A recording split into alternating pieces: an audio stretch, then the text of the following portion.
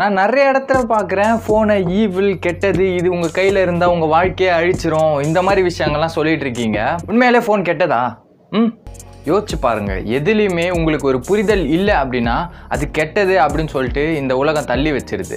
ஆனால் அது இல்லாமல் கண்டிப்பாக நம்மளால் இருக்க முடியாது. ஃபார் எக்ஸாம்பிள் பாலிடிக்ஸ் அப்படிங்கிறது சாக்கடை, அது கெட்டது அப்படின்னு சொல்கிறாங்க. ஆனால் என்னதான் நம்ம அதை விட்டு ஒதுங்கி வந்தாலும் பாலிடிக்ஸ் அப்படிங்கிறது இந்த உலகத்தில் நம்ம கூடயே தான் இருக்க போகுது. அதே மாதிரி தான் இந்த ஃபோன் கெட்டது, இது நம்ம கையில் இருந்த வாழ்க்கையை அழிச்சிரும் அப்படின்னு சொன்னாலும் அதை ஏண்டு நம்ம எல்லாருமே ஃபோனை யூஸ் பண்ணி தான் ஆகணும். ஃபோனும் சரி பாலிடிக்ஸும் சரி இது எல்லாமே கெட்டது அப்படின்னு சொல்றாங்க அப்படின்னா அவங்களுக்கு அதை பத்தின புரிதல் இல்லை அப்படின்னு அர்த்தம். ஒரு ஆப்ரேஷன் பண்ற டாக்டர் இருக்காரு. அந்த டாக்டர் ஒரு கத்தி வச்சிருக்காரு. அந்த கத்தியை வச்சு பல பேரை உயிர் பழைக்க வச்சிருப்பாரு. ஆனா அதே கத்தி ஒரு நார்மலான பர்சன் கிட்டயோ இல்ல கத்தினா என்னன்னே தெரியாத ஒரு பர்சன் கிட்டயோ மாட்டுச்சு அப்படின்னா அந்த கத்தியை வச்சு அவன் கையை கிழிச்சுப்பான், கழுத்தை கிழிச்சுப்பான், அவனோட உயிரையே அவன் எடுத்துக்கிறதுக்கான வாய்ப்புகள் இருக்கு. கத்தி அப்படிங்கிறது ஒண்ணுதான், ஆனா அதை எப்படி யூஸ் பண்றான் அப்படிங்கிறது தான் மேட்டர். இப்படித்தான் கத்தி யூஸ் ஆகும் அப்படின்னு சொல்லிட்டு தெரிஞ்சு யூஸ் பண்ணீங்க அப்படின்னா அது நல்லது செய்யும். அதை வச்சு நம்மளால பல பேரோட உயிரை காப்பாற்ற முடியும். ஆனால் கத்தினே என்னன்னே தெரியல, இதை நான் வச்சு யூஸ் பண்ணுவேன்ப்பா அப்படின்னு உங்களுக்கு தோணுச்சுன்னா உங்களோட உசிரியே எடுக்கிறதுக்கான வாய்ப்புகள் இருக்கு. ஸோ நம்ம டெய்லி யூஸ் பண்ற ஃபோன் ஈவில் கிடையாது, நம்மளுக்கு அதை யூஸ் பண்ண தெரியல. ஏன்னா முன்னாடி யோசிச்சு பாருங்களேன், பல காலத்துக்கு முன்னாடி நம்ம ஏதோ ஒரு விஷயம் படிக்கணும் அப்படின்னா தூரத்தில் ஒரு லைப்ரரி இருக்கும், இல்லை பல மைல் தாண்டி நம்ம ஒரு புக்கை கண்டுபிடிச்சி படிக்க வேண்டியதாக இருக்கும். இதெல்லாம் எவ்வளோ கஷ்டமாக இருந்திருக்கும். ஆனால் இந்த காலத்தில் கையிலேயே இருக்குது ஃபோனு. அந்த ஃபோனில் உங்களுக்கு என்ன வேணும் அப்படின்னு சொல்லிட்டு டைப் பண்ணால் அதுக்கு 1000 ரிசல்ட் நமக்கு தருது. 1000 விதமான பார்வையில் அந்த ஒரு விஷயத்தை நம்மளால் பார்க்க முடியுது உட்காந்த இடத்துலயே. இதுக்கு காரணம் என்ன அப்படின்னா ஃபோன் டெக்னாலஜி. நான் இவ்வளோ ஐடியா வச்சிருக்கேன், ஐடியாஸ் எல்லாம் யூடியூப்ல சொல்றேன், நீங்க அதை பார்க்குறீங்க அப்படின்னா அதுக்கு காரணம் யூடியூப். அது எண்டு மொபைல் ஃபோன். யூஸ்ஃபுல்லான விஷயம் 1000 இருக்கு. நம்மளோட ஆயுதத்தை கரெக்டாக பயன்படுத்த தெரிஞ்சுது அப்படின்னா நம்ம வாழ்க்கை இங்கே இருந்து இங்கே போகும். ஃபோன் அப்படிங்கிற ஆயுதத்தை நம்மளால ஒழுங்காக பண்ண முடியல அப்படின்றதால நம்ம வாழ்க்கை இங்கிருந்து கீழே போய்கிட்டு இருக்கு. ஃபோன் அப்படிங்கிறது நம்ம யூஸ் பண்ணுறதுக்கு தான் கிரியேட் பண்ணாங்க. ஆனால் நிறைய பேரை ஃபோன் யூஸ் பண்ணிக்கிட்டு இருக்கு. இது ஏன்னா அவங்களுக்கு ஃபோனை எப்படி யூஸ் பண்ணணும் அப்படின்னு தெரியாதது தான் காரணம். ஸோ இந்த வீடியோவில் நீங்கள் ஃபோனுக்கு அடிமையாக இருந்தீங்க அப்படின்னா அதிலிருந்து எப்படி நம்மளால் வெளியே வர முடியும் அப்படின்னு சொல்லிட்டு பார்க்க போகிறோம். உங்களால் ஃபோன் அடிக்ஷன்லேருந்து வெளியே வந்துட முடியும். ஃபோனை உங்களால் ஒரு பவர்ஃபுல்லான டூலாக யூஸ் பண்ணி மேலே வர முடியும்.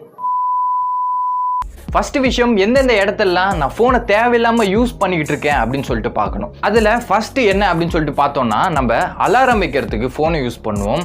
ஃபோனை யூஸ் பண்ணி காலையில் எழுந்த உடனே அலாரத்தை ஆஃப் பண்ணுறேன்னு சொல்லிட்டு ஃபோனை எடுத்துட்டு கண்டினியூஸாக நோட்டிஃபிகேஷன் வந்ததால் ஃபோனை ஸ்க்ரோல் பண்ணிக்கிட்டு இருப்போம். ஏதோ ஒரு விஷயத்தை பார்த்துக்கிட்டே இருப்போம். கடைசியில் 1 மணி நேரம் ஆயிரும் காலையில் எழுந்துச்சு. ஸோ இதோட ட்ரிகர் பாயிண்ட் என்னன்னா அலாரம்.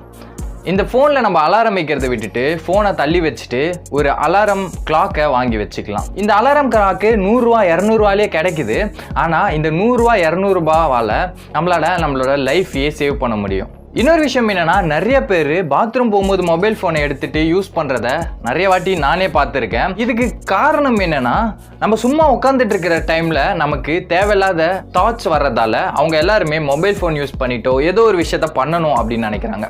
ஸோ அப்போ நம்ம என்ன பண்ணலாம் அப்படின்னா, இந்த இடத்துல மொபைல் ஃபோனை யூஸ் பண்றதை விட்டுட்டு ஏதோ ஒரு நல்ல புக்கு இல்லை காலையில பேப்பரு இதெல்லாம் எடுத்துட்டு போய் படிக்கலாம். எப்படியோ பாத்ரூம் போகும்போது ஏதாச்சும் பண்ணியே ஆகணும் அப்படின்னு இருக்கும்பொழுது நம்ம யூஸ்ஃபுல்லா ஏதாவது பண்ணலாமே. எப்போ வெட்டியால இருக்கோமோ அப்ப நம்ம அதிகமான மொபைல் ஃபோன் யூஸ் பண்ண ஆரம்பிப்போம். இதை எப்படி அவாய்ட் பண்ணலாம்னா, நம்ம ஏதோ ஒரு விஷயத்த செய்யலாம். ஒரு பேஷன் எடுத்துக்கலாம். என் பிஸ்னஸை டெவலப் பண்ணணும், நான் வரையணும், நான் பெயிண்ட் பண்ணணும் அப்படின்னு சொல்லிட்டு உங்களுக்கு ஒரு பேஷன் இருக்கும். அந்த பேஷனை எடுத்து நீங்கள் பண்ணலாம். இல்லை எனக்கு பேஷனே இல்லை அப்படின்னு நீங்கள் நினச்சிங்கன்னா வெளியில் போய் மற்றவங்களோட விளையாடலாம். கெட்ட விஷயங்கள் நம்ம வாழ்க்கையில் இருந்தது அப்படின்னா அதை திடீர்னு தூக்கிட்டோம்னா அந்த இடத்துல இருந்தது எங்கே போச்சு அப்படின்னு சொல்லிட்டு நம்ம மூளை கேட்கும். அதனால் அந்த கெட்ட விஷயத்தை எடுத்த இடத்துல ஒரு நல்ல விஷயத்தை ரீப்ளேஸ் பண்ணுறோம். ரெண்டாவது விஷயம் என்னன்னா, நம்ம மொபைல் ஃபோனை ஏன் அதிகமாக யூஸ் பண்ணுறோம் அப்படின்னு சொல்லிட்டு ரிசர்ச் பண்ணி பார்க்கணும். சோஷியல் இன்ஜினியரிங் அப்படின்னு சொல்கிறாங்க. அதாவது நம்மளோட அட்டென்ஷன் அந்த ஃபோன்லேயே இருக்கிற மாதிரி அந்த மாதிரியான ஆப்பை கிரியேட் பண்ணி அதுக்கான கலர்ஸை கொடுக்குறாங்க. ஸோ மோஸ்ட்டாக நம்ம மூளை கலர்ஸுக்கு அடிமையாகும். எல்லா மொபைல் ஃபோன்லேயும் grayscale அப்படின்னு ஒரு செட்டிங் இருக்கும். அந்த செட்டிங்கை நம்ம கிளிக் பண்ணி வச்சுக்கலாம். அப்படி செட்டிங்ஸ் எங்கே இருக்கு அப்படின்னு தெரியலனா பிளே ஸ்டோரில் கண்டிப்பாக ஆப் இருக்கும். அந்த ஆப்போட லிங்கை நான் கீழே தரேன். ஸோ அந்த ஆப்பை டவுன்லோட் பண்ணி நீங்கள் ஃபோனோட கலரை மாற்றிட்டீங்க அப்படின்னாலே உங்களுக்கு ஃபோன் யூஸ் பண்ண போர் அடிக்க ஆரம்பிச்சிடும். ஆட்டோமேட்டிக்காக உங்களோட டைம் வந்து சின்னதாக ஆரம்பிச்சிடும். ஃபோனோட பாஸ்வேர்டை நம்ம ரொம்ப குட்டியாவோ இல்லை ஃபிங்கர் பிரிண்ட்டு இல்லை ஃபேஸ் லாக்கு இந்த மாதிரி ரொம்ப ஈஸியாக வைக்கிறதால நம்ம அடிக்கடி ஃபோனை எடுத்து பார்த்துட்டு இருக்கோம். ஃபேஸ் லாக்கு இந்த ஃபிங்கர் பிரிண்ட்டு இதெல்லாம் ஆஃப் பண்ணி வச்சுட்டு பாஸ்வேர்டு போட்டுக்கோங்க. ஒரு பெரிய சைஸ் பாஸ்வேர்டு, மேக்ஸிமம் எவ்வளோ கேரக்டர்ஸ் நம்மளால் வைக்க முடியுமோ அந்த அளவுக்கு பெரிய சைஸாகவும் கஷ்டமான பாஸ்வேர்டும் வச்சோம் அப்படின்னா நம்ம மூளைக்கு கஷ்டமான விஷயம் செய்யறது வந்து கொஞ்சம் போர் அடிக்கும். அதனால் எதுக்கு ஓப்பன் பண்ணிட்டு அப்படின்னு சொல்லிட்டு நமக்கு வேற வேலை இருந்தால் நம்ம அதை யோசிக்க ஆரம்பிப்போம். நிறைய பேரோட டிஸ்டர்பன்ஸ் என்னன்னா அவங்க படிக்கும் பொழுதோ இல்லை அவங்க ஏதோ ஒர்க் செய்யும் பொழுதோ அவங்களுக்கே தெரியாமல் நோட்டிஃபிகேஷன் சவுண்டு கேட்டு ஃபோனை எடுத்து பார்க்க ஆரம்பிப்பாங்க. நோட்டிஃபிகேஷன் சவுண்டு கேட்கலனாலும் கேட்ட மாதிரி ஃபோனை எடுத்து பார்க்க ஆரம்பிப்பாங்க.